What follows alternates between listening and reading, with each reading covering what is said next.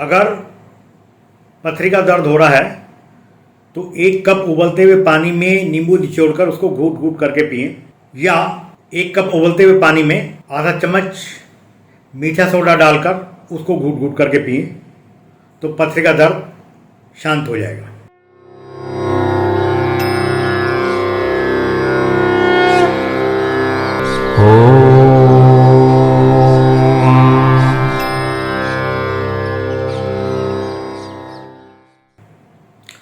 हम चर्चा कर रहे हैं गुर्दों की पथरी के बारे में, जिसे आयुर्वेद की भाषा में वृक्क अश्मरी या मूत्र अश्मरी के नाम से जाना जाता है।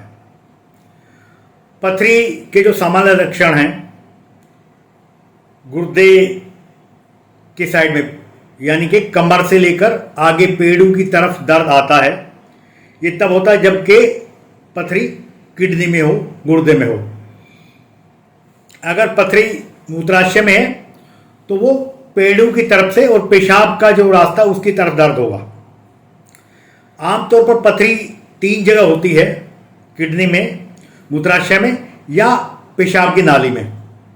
और जब पेशाब की नाली में पथरी अटक जाती है तो बहुत असहनीय दर्द होता है और उससे पेशाब का बहाव भी रुक जाता है। हम अगर इसके सामान्य लक्षण देखें तो उसमें यही है कि पेशाब कभी कभार खुलकर ना आए, बूंद बूंद करके आए, पेशाब में संक्रमण हो, पेशाब में जलन हो, और कभी कभी दर्द की शिकायत हो तो हमें जांच करा लेनी चाहिए पेशाब की, और एक अल्ट्रासाउंड करा के, ताकि पता लग सके कि पथरी तो नहीं है। बाद के लक्षणों में बहुत ज़्यादा पेन या पेशाब में खून का आना, ऐसे लक्षण मिलते हैं। लेकिन शुरुआत में लक्षण नहीं मिलते हैं, क्योंकि अगर पथरी गोल है तो वो घूमती रहती है, पड़ी रहती है बहुत साल तक साइलेंट अवस्था में भी, और सालों तक पथरी का पता ही नहीं लग पाता है। तो लक्षणों में अगर थोड़ा सा भी हमें लगे तो तुरंत हमें जांच करानी चाहिए। अब हम आते हैं कि पथरी में क्या खाएं और क्या ना खाएं। जो पत्तेदार सब्जियां, पालक है, चौलाई है, इसके अलावा टमाटर हैं, शरीफा है, सीताफल है, ऐसी चीज़ें हमें कम से कम खानी चाहिए जिसको पथरी की तासीर हो या जिनके परिवार में पहले से पथरी बनती हो। जो हम खाने में ले सकते हैं, अनानास है, करेला है, बादाम है, हरी सब्जियां, घिया, तोरी, टिंडा है। हम ऐसी चीज़ें अपने आहार में लें तो उससे पथरी होने की संभावना आमतौर पर नहीं होती है। लेकिन सबसे पहले हमें यह भी देखना है कि क्या हम पानी पर्याप्त मात्रा में पी रहे हैं कि नहीं पी रहे हैं। आमतौर पर यह देखा जाता है कि ऐसे लोग जिनके पथरी होती है वो पानी कम पीते हैं। तो रोज़ कम से कम 3-4 लीटर पानी हमें ज़रूर पीना चाहिए, ताकि पथरी हमारे शरीर में बने तो वो साथ साथ बाहर निकलती रहे। कुछ लोगों को ये भी देखा जाता है कि कुछ विशेष तरह के खाने पीने से पथरी होती है, जैसे जिनके खाने में विटामिन सी ज़्यादा होता है, कैल्शियम ज़्यादा होता है। तो हमें ये भी देखना होता है कि जो हमारी रोज़ की खुराक है विटामिन सी की या कैल्शियम वगैरह की, उससे ज़्यादा हम मात्रा ना लें, क्योंकि अगर हम ज़्यादा मात्रा में लेंगे तो वो शरीर में हजम नहीं होगी और फिर पथरी के साथ अन्य उपद्रव भी करेगी। अब हम आते हैं इलाज पर। आयुर्वेद में पथरी के बहुत सारे ऐसे इलाज बताए गए हैं जो हमारे घरों में उपलब्ध हैं। जैसे भुट्टे के रेशे हैं, उनको उबाल कर पिया जा सकता है। कुल्थी की दाल है, उसको उबाल कर पिया जा सकता है। अनानास है, उसका जूस हम पिएं, वो भी फायदा करेगा। गाजर है, वो हमें फायदा करती है, पथरी नहीं होने देती है। पर साथ में हमें ये भी देखना जरूरी है साथ साथ कि पथरी जिसको एक बार बन गई है या जिसकी फैमिली में पथरी बनने की हिस्ट्री है, तो हमें अत्यंत सावधानी की जरूरत है। क्योंकि एक बार पथरी अगर निकाल भी दी गई दवाइयों से या ऑपरेशन से, उसके बावजूद भी उस व्यक्ति में पथरी बनने की संभावना 80% तक रहती है। इसका कारण क्या है?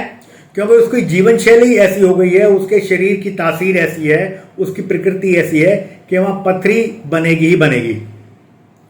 तो ऐसे लोग जिनके एक बार पथरी बन चुकी है, जिनके परिवार में पथरी बनने की हिस्ट्री है, उनको भी ये सलाह देंगे कि एक तो पानी खूब पिएं, दूसरा लाइफस्टाइल में अपनी चेंज करें और सीडेंटरी लाइफस्टाइल नहीं होनी चाहिए। आप व्यायाम करें डेली, इतना व्यायाम कि आपका पसीना निकले, आपकी बॉडी डिटॉक्सिफाई हो, तब हम मानेंगे कि आप पथरी को रोकने के लिए सही प्रयास कर रहे हैं।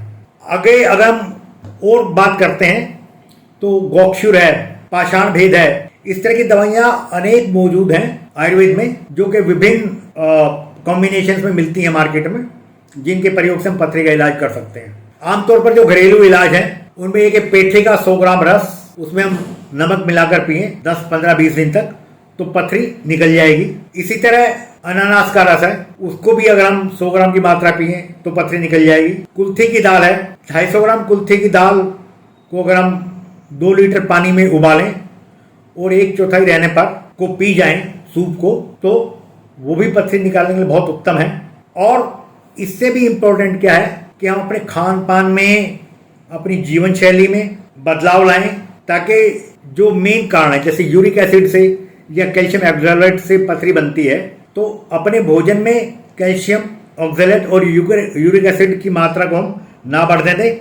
ऐसे खाद्य पदार्थ ना लें जिनमें ये चीज़ें मौजूद हैं, और उसके बाद पानी कम से कम 3-4 लीटर हम रोज पिए, तो उससे पथरी बनेगी नहीं, और बन भी गई है तो धीरे धीरे वो पिघल कर निकल जाएगी। हमारे चैनल आई ऑफ ट्रुथ को सब्सक्राइब कीजिए YouTube पर, इसे फॉलो कीजिए Facebook पर, Instagram पर, Twitter पर और कू पर। हमारे चैनल के बारे में फीडबैक देने के लिए हमें मेल कीजिए ioftruth.6@gmail.com पर।